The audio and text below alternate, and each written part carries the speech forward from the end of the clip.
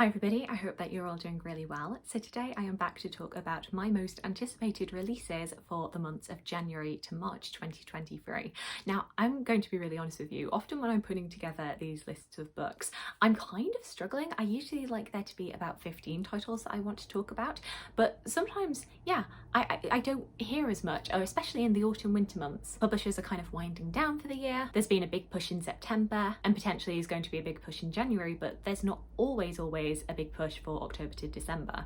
A lot of the Christmas books are already out by then. But in putting together this list, I trawled through a bunch of different publisher catalogues and I found so many great choices that honestly, I worry that this is going to be an even longer video than it normally is. It's going to take me forever to actually film this video. So I hope that is very exciting. And because I am going to be waffling on a lot, I better just get into the books. As always, I'm doing this in chronological order by date of publication. First off, coming out on the 19th of January, we have The Illuminated by Anindita Ghoze. A superbly nuanced work of fiction, Anindita Ghoze's first novel, The Illuminated, revolves around two women, Shashi and Tara. After the sudden death of her celebrated husband, Shashi is alarmed to realise that overnight she has lost her life's moorings. Meanwhile, their fiercely independent daughter Tara, a Sanskrit scholar, has been drawn into a passionate involvement with an older man, which threatens to consume her in ways she did not imagine possible. Amidst a rising tide of religious fundamentalism in India that is determined to put women in their place, Shashi and Tara attempt to look at themselves and at each other in a new light. But is it possible to emerge from an eclipse unscathed? I realise now I don't read a lot of books that are about mother-daughter relationships. Often when it's two women, it's usually two friends, two sisters, two lovers, but not often mother and daughter. Next up, also coming out on the 19th, we have For Thy Great Pain Have Mercy on My Little Pain by Victoria MacKenzie. Here we have a piece of historical fiction that is also focusing on two women, but this time we're taking place in the late medieval period. In the year of 1413, two women meet for the first time in the city of Norwich. Marjorie has left her 14 children and husband behind to make her journey. Her visions of Christ, which have long alienated her from her family and neighbours and incurred her husband's abuse, have placed her in danger with the men of the church, who have begun to hound her as a heretic. Julian, an anchoress, has not left Norwich nor the cell to which she is being confined for 23 years. She has told no one of her own visions and knows that time is running out for her to do so. The two women have stories to tell one another, stories about girlhood, motherhood, sickness, loss, doubt and belief, revelations more powerful than the world is ready to hear. Their meeting will change everything. I'm presuming the Marjorie there is Marjorie Kemp, and the Julian being Julian of Norwich. And I know a bit about Marjorie Kemp. I don't actually know too much about Julian of Norwich, so it'd be very interesting to read this and find out more. I've got quite a few books that are coming out on the 2nd of February, and this one is coming from an author whose historical fiction work I have read before, but I actually didn't get on too much. However, she is a very famous name within the historical fiction realm, and so I'm very interested in this one. I'm very curious to see what people think of this, and if this will be my cup of tea. And that book is The Whispering Muse by Purcell. At the Mercury Theatre in London's West End, rumours are circulating of a curse. It is said that the lead actress Lilith has made a pact with Melpomene, the tragic muse of Greek mythology, to become the greatest actress ever to grace the stage. Suspicious of Lilith, the jealous wife of the theatre owner sends dresser Jenny to spy on her, and desperate for the money to help her family, Jenny agrees. What Jenny finds is a woman as astonishing in her performance as she is provocative in nature. On stage, it's as though Lilith is possessed by the characters she plays, and yet offstage, she is as tragic as the muse who inspires her, and Jenny, sorry for her, befriends the troubled actress.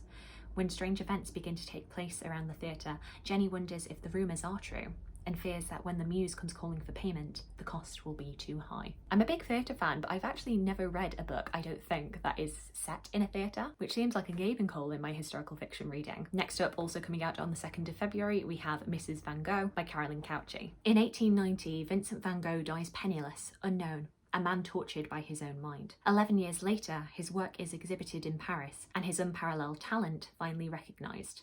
The tireless efforts of one woman gave the world one of its greatest creative minds. But 28-year-old Joanna van Gogh Bonga, Vincent's sister-in-law and the keeper of his immense collection of paintings, sketches and letters, has until now been written out of history. This beautiful, moving novel finally gives this extraordinary woman a voice. I think, like many other people, I'm a big fan of Vincent van Gogh's art, and I've been meaning for a long time to check out a biography of him. I've been wanting to read his letters, so this fiction book might actually give me the push and the kick that I need to actually get around to doing that. Also coming out on the 2nd of February, we have Shield Maiden by Sharon Emmerichs. Frida has grown up hearing tales of her uncle King Beowulf and his spectacular defeat of the monstrous Grendel. Her one desire is to become a Shield Maiden in her own right, but a terrible accident during her childhood has thwarted her dream. Yet still, somehow she feels an uncontrollable power begin to rise within herself. The last thing Frida wants is to be forced into a political marriage, especially as her heart belongs to her lifelong friend Theo. However, as foreign kings and chieftains descend upon her home to celebrate Beowulf's 50 years as the King of Geatland, the partnership seems to be inevitable. That is until, amidst the lavish gifts and drunken revelry, a discovery is made that threatens the safety of Frida's entire clan and her own life. Incensed by this betrayal, Frida resolves to fight for her people, no matter the cost. As a queen should, as a Shield Maiden would. And as the perilous situation worsens, Frida's powers seem only to grow stronger. But she is not the only one to feel the effects of her newfound battle magic. For buried deep in her gilded lair, a dragon is drawn to Frida's untamed power and is slowly awakening from a long cursed sleep. So through that we've got a bit of like a fantasy element, especially with the dragon, which is not something that I typically read. However, as we see, it is inspired by Beowulf, which I do really like. I would be very keen to see what I think of this. One of the romance books that I've seen that looks really promising is Do I Know You by Emily Wibberley. This one being a second chance romance, which actually isn't something that I've read much of. Eliza and Graham's marriage is quietly failing. With their 5-year anniversary approaching, neither of them are thrilled about the week-long getaway they've been gifted. The luxury retreat prides itself on being a destination for those in love and those looking to find it. But for Eliza and Graham, it's the last place they want to be. After a well-meaning guest mistakes Eliza and Graham as being single and introduces them at the hotel bar, they don't correct him. Suddenly, they're pretending to be perfect strangers, and it's unexpectedly fun. Eliza and Graham find themselves flirting like it's their first date. Everyone at the retreat can see the electric chemistry between Eliza and Graham's alter egos, but as their game continues, they realise this performance could be the very thing that saves their marriage. The last book I'm going to talk about that comes out on the 2nd of February is a non-fiction book called The Treasuries, Poetry Anthologies and the Making of British Culture by Clare Bucknell. For hundreds of years, readers have encountered literature for the first time through anthologies of poetry. In the 18th century, young ladies were introduced to the safe bits of Shakespeare or Milton through censored collections. Victorian working class men and women enrolled at adult learning colleges to be taught from the Great Treasury. Soldiers nursed copies of the Oxford Book of English Verse in the trenches of World War I. Pop-loving teenagers growing up in Liverpool in the 1960s got their first taste of the counterculture from the best-selling The Mersey Sound. But anthologies aren't just part of literary history. Over the centuries, they've shaped British society and culture, creating new reading publics and generating conversations around politics, national identity, morality, class, gender and sex. The Treasuries by the literary scholar and journalist Clare Bucknell is the story of the poetry anthology in English, an accessible social history that explores the impact of a handful of widely read books across 4 centuries, ranging from the 17th century Poems on Affairs of State series, which opened up the salacious world of King Charles II's court, to gossip-hungry outsiders, to 21st century collections which turned to poetry as a form of life-affirming therapy. The Treasuries reveals the extraordinary amount we can learn from our history by looking back at the anthologies that brought readers together and changed the ways they thought. Next up, coming out on the 9th of February, is a book by an author that I have previously absolutely loved the work of, and that is A Spell of Good Things by Ayobami Adebayo, who you may recognise as the author of Stay With Me, which was shortlisted for the Women's Prize for Fiction the year it was published, but it didn't win and it was absolutely robbed. Here we have her newest fiction book. Eniola is tall for his age, a boy who looks like a man. His father has lost his job, so Eniola spends his days running errands for the local tailor, collecting newspapers and begging, dreaming of a big future. Wibberley is a golden girl, the perfect child of a wealthy family. Now an exhausted young doctor in her first year of practice, she is beloved by Coonley, the volatile son of family friends. When a local politician takes an interest in Eniola and sudden violence shatters a family party, Wibberley and Eniola's lives become intertwined. Next up, you didn't think that we were going to do an anticipated releases video without talking a bit of Greek myth retelling, did you? Coming out on the 9th, we have The Heroines, a debut novel by Laura Shepperson. In Athens, crowds flock to witness the most shocking trial of the ancient world, which is about to shake the city to its very foundation. A scandalous accusation has ruptured the royal family in Athens. The king's son stands accused of rape. On the one side, Theseus, hero, king, slayer of the Minotaur, father of the accused. On the other, Phaedra, foreign queen, daughter of an adulteress, sister of a monster. Now the men of Athens must decide the truth. But what of the women? They have been silent. Until now. I like that blurb, very short and to the point. On the 28th of February, we have yet another Greek myth retelling, this time The Shadow of Perseus by Clare Heywood, who I believe was the author of Daughters of Sparta, which is a Greek myth retelling that I would really like to get to, especially in 2023. Danae, banished from her homeland thanks to a prophecy foretelling that her unborn child will one day cause the death of her father, the King of Argos. Danae finds herself stranded, pregnant and alone in a remote fishing village. It's a harsh new world for a young woman who grew up as a coddled princess, and forging a new life for herself and for her son Perseus will be the hardest thing she's ever done. Medusa. As a member of a reclusive band of women who live deep in the woods known as the Gorgons, Medusa has eschewed all contact with the outside world.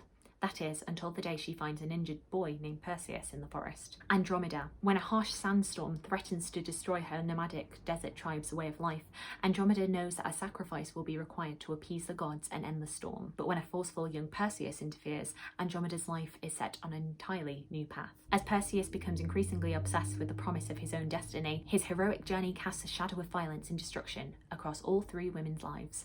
But even as he tries to silence them, the women may find that reclaiming their voices is their only hope for lifting themselves into a better future. Next up, coming out on the 2nd of March, we have an 18th century non-fiction history, Uproar, Scandal, Satire and Printmakers in Georgian London by Alex Loxton. I'm very, very excited by this because one of my topics that I studied for my MA was actually representations of women in the 18th century. And of course, print culture was a massive, massive part of that, especially caricaturists. So I'm hoping I'll get to see lots of that in this book. London, 1772. A young artist called Thomas Rowlandson is making his way through the grimy back streets of the capital, on his way to begin his studies at the Royal Academy schools.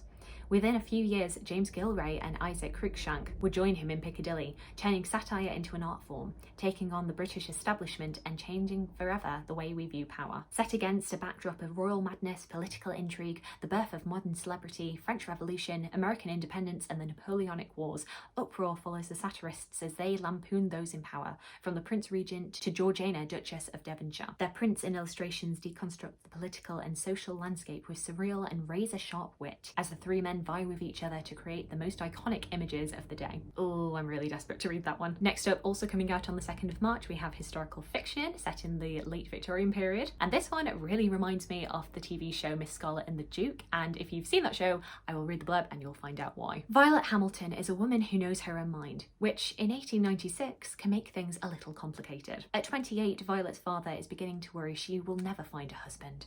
But every suitor he presents, Violet finds a new and inventive means of rebuffing. Because Scarlet does not want to marry. She wants to work and make her own way in the world. But more than anything, she wants to find her mother Lily, who disappeared from Hastings Pier 10 years earlier. Finding the missing is no job for a lady, but when Violet hires a seaside detective to help, she sets off a chain of events that will put more than just her reputation at risk. Can Violet solve the mystery of Lily Hamilton's vanishing before it's too late? Next up, also coming out on the 2nd of March, we have Women's Law, 4,000 Years of Sirens, Serpents and Succubi by Sarah Clegg. Demonic temptresses, from siren mermaids to Lilith, are well known today, and their mythology focuses around the seductive danger they pose to men. But the root of these figures can be traced back 4,000 years, and in their earliest incarnations, they were in fact demons, worshipped and feared by women, like Lamashtu, the horrific talon-footed serpentine monster who strangled infants and murdered pregnant women, or the Gello, the ghost of a girl who had died a virgin and so killed expectant mothers and their babies out of jealousy. This history of a demonic tradition from ancient Mesopotamia to the present day shows how these demons were co-opted by a male-centered society before being recast as symbols of women's liberation. We also learn what this evolution can tell us about the experience of women and womanhood, the dangers of childbirth, changing attitudes towards sexuality, and the movement for women's rights. I feel like demonic women is just a kind of mythology that I've never really encountered before, so I'm really keen to read this. Also coming out on the 2nd of March, we are coming back to Greek mythology, and we have Clytemnestra by Costanza Cassetti. Huntress, warrior, mother, murderess, queen. You are born to a king, but marry a tyrant. You stand helplessly as he sacrifices your child to placate the gods. You watch him wage war on a foreign shore and comfort yourself with violent thoughts of your own. You play the part, fooling your enemies who deny you justice. Slowly, you plot. You are Clytemnestra. But when the husband who owns you returns in triumph, what then? Acceptance or vengeance? Infamy follows both. So you bide your time and wait, until you might force the gods' hands and take revenge. Until you rise. For you understand something that the others don't. If power isn't given to you, you have to take it for yourself. I recently read Electra by Jennifer Saint and really enjoyed that one actually, which actually has 3 points of view. It's not just from Electra's perspective. We have Electra, Cassandra and Clytemnestra. Funnily enough, I have another Greek myth retelling on my TBR which follows Cassandra's story, so it'd be very, very interesting to get this one, which has Clytemnestras. Also coming out on the 2nd of March, we have Lady Macbethed by Isabel Schuyler. I say Schuyler because I'm basing this on Hamilton's pronunciation of things. It might actually be Schuyler. Power, history, love, hate, vengeance. She will be queen, whatever it takes. Daughter of an ousted queen, descendant of ancient druids, as a child it is prophesied that one day Gogh will be Queen of Alba. When she is betrothed to Duncan, heir-elect, this appears to confirm the prophecy. She leaves behind her home, her family, and her close friend Macbethed, and travels to the royal seat at Scone to embrace her new position. Everything in my head wanted to say Scone, but I was pretty sure that that wasn't right. But nothing is as Gogh anticipates. Duncan's court is filled with sly words and unfriendly faces, women desperate to usurp her position, and others whose motives are shrouded in mystery. As her coronation approaches, a deadly turn of events force Gogh to flee Duncan in the capital, finding herself alone, vulnerable, and at the mercy of an old enemy. Her hope of becoming queen is all but lost. Gogh does what she must to survive, vowing that one day she will fulfill her destiny and take up the future owed to her, whatever it may take. A suspenseful, sweeping historical epic, Lady Macbethed is the original story of the woman who inspired one of Shakespeare's most iconic characters. I was wondering where the illusion was coming, aside from the name. Coming out on the 30th of March, we have The Lodger by Helen Scarlett. London in 1919 was a city of ghosts and absences, haunted by the men who marched away but never came back from the war to end all wars. Grace Armstrong believes that she has come to terms with her own loss, the death of her fiancé, the brilliant and dazzling best friend of her brother. He was declared missing in action during the Battle of the Somme, but he starts to reappear both in her waking life and dreams. Grace is appalled when a body dragged from the Thames is identified as Elizabeth Smith, who was lodged with Grace and her family for the last 8 years before suddenly disappearing. Elizabeth had been more than a lodger. She had become a close friend to Grace, who feels compelled to find out what happened. In doing so, she is drawn reluctantly into the sordid and dangerous underbelly of London, and a scandal that rocked Edwardian society. Soon, Grace finds herself under threat, and the only person prepared to listen is the brooding Tom Monaghan. But Tom has dark shadows of his own to navigate before being able to put his past behind him to help Grace in her quest for the truth. And finally, I could not do this anticipated releases video without talking about a historical fiction book that is coming from BookTube's very own Katie Lumsden over at Books and Things, and that is her book, The Secrets of Heartwood Hall, coming out also on the 30th of March. It's 1852, and Margaret Lennox, a young widow, is offered a position as governess at Heartwood Hall. She quickly accepts, hoping this isolated country house will allow her to leave her past behind. Cut off from the village, Margaret soon starts to feel there's something odd about her new home. Despite her growing fondness for her bright, affectionate pupil Louis. Wait, Louis or Lewis? I don't know. There are strange figures in the dark, tensions between servants and an abandoned East Wing. Even stranger is the local gossip surrounding Miss Evesham, Lewis's widowed mother, who is deeply distrusted in the village. Margaret finds distraction in a forbidden relationship with the gardener Paul. But despite his efforts to reassure her, Margaret is certain that everyone here has something to hide. And as Margaret's own past threatens to catch up with her, she must learn to trust her instincts before it is too late. The Secrets of Heartwood Hall is a chilling gothic mystery and an authentic and atmospheric love letter to Victorian fiction. Of course it is, it's done by Katie, Queen of Victoria herself. I wouldn't expect anything less. So there we go, those are all of the books that I have seen recently that are coming out in January to March, which I am very, very excited for. I'm actually filming this a little bit ahead of when I'm planning to post it. I'm planning to post this during Vlogmas, but I'm actually filming it in November, so there is a very good chance that I may have missed some titles that were recently announced. Do let me know if there's anything that you think that I've missed, or just generally anything that you're excited for that is coming out in 2023. I would love to hear from you. I hope you're having a fantastic, fantastic day, and I look forward to talking to you again soon. Thanks. Bye.